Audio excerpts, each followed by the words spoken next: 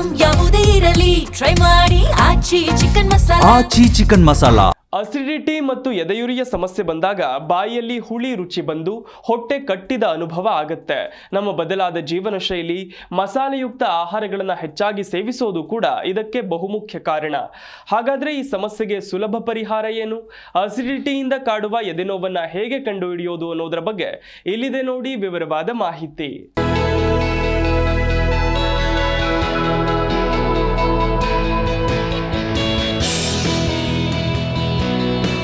Acidity ಎನ್ನುವುದು ಹೊಟ್ಟೆಯಲ್ಲಿ ಅತಿಯಾದ ಆಮ್ಲ ಉತ್ಪಾದನೆಯಿಂದ ಉಂಟಾಗುವ ಸಾಮಾನ್ಯ ಸಮಸ್ಯೆ.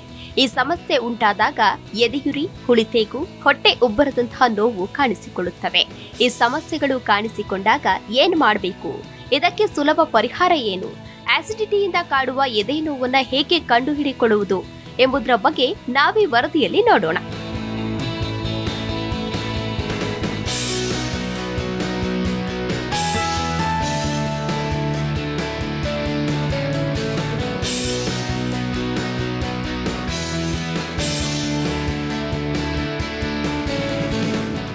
ಅಸಿಡಿಟಿ ಮತ್ತು ಎದೆಯುರಿಯು ಸಮಸ್ಯೆ ಬಂದಾಗ ಬಾಯಿಯಲ್ಲಿ ಹುಳಿ ರುಚಿ ಬಂದು ಹೊಟ್ಟೆ ಕಟ್ಟಿದಂತೆ ಅನುಭವ ಆಗುತ್ತದೆ. ನಮ್ಮ ಬದಲಾದ ಜೀವನ ಶೈಲಿ, ಮಸಾಲೆಯುಕ್ತ ಆಹಾರಗಳನ್ನು ಹೆಚ್ಚಾಗಿ ಸೇವಿಸುವುದು ಕೂಡ ಇದಕ್ಕೆ ಮುಖ್ಯ ಕಾರಣ. ಹೆಚ್ಚಿನವರು ಆರೋಗ್ಯ ಸಮಸ್ಯೆ ಉಂಟಾದಾಗ ವೈದ್ಯರನ್ನ ಭೇಟಿ ಮಾಡದೆ ಮೆಡಿಕಲ್ನಲ್ಲಿ ಮಾತ್ರೆ ಪಡೆದುಕೊಳ್ತಾರೆ. ಇಂತಹ ಔಷಧಿಗಳು ಕೂಡ ಆಮ್ಲತೆಯನ್ನ ಉಂಟು ಮಾಡಬಹುದು.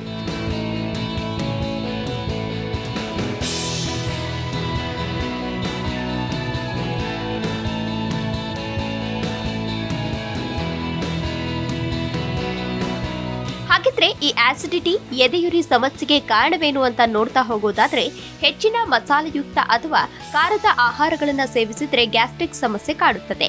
ಅತಿಯಾದ ಒತ್ತಡ, ನಿದ್ದೆ ಇಲ್ಲದೆ ಕೆಲಸ ಮಾಡೋದು ಇತ್ಯಾದಿ ಜೀವನ ಶೈಲಿಗಳು, ಊಟ ಮಾಡಿದ ತಕ್ಷಣ ಮಲಗುವುದು, ಧೂಮಪಾನ ಮಾಡುವುದು, ಆಲ್ಕೋಹಾಲ್ ಸೇವನೆ ಇತ್ಯಾದಿ. ಅತಿಯಾದ ತೂಕ ಕೂಡ ಗ್ಯಾಸ್ಟ್ರಿಕ್ಗೆ ಕಾರಣವಾಗುತ್ತದೆ. ಕೆಲವು ಔಷಧಗಳ ಅಡ್ಡ ಪರಿಣಾಮ ಮತ್ತು ಹಾರ್ಮೋನುಗಳ ಬದಲಾವಣೆ ಕೂಡ ಆಸಿಡಿಟಿಯನ್ನ ಉಂಟು ಮಾಡಬಹುದು.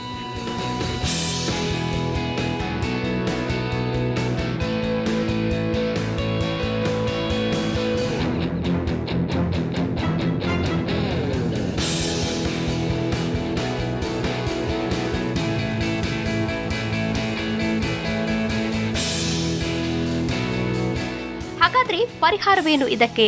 ಪದೇ ಪದೇ ಗ್ಯಾಸ್ಟ್ರಿಕ್ ಸಮಸ್ಯೆ ಉಂಟಾದಾಗ ಮೆಡಿಕಲ್ನಲ್ಲಿ ಮಾತ್ರೆ ಪಡೆಯುವುದನ್ನು ತಪ್ಪಿಸಿ ವೈದ್ಯರ ಬಳಿ ಪರೀಕ್ಷಿಸಿಕೊಳ್ಳಿ.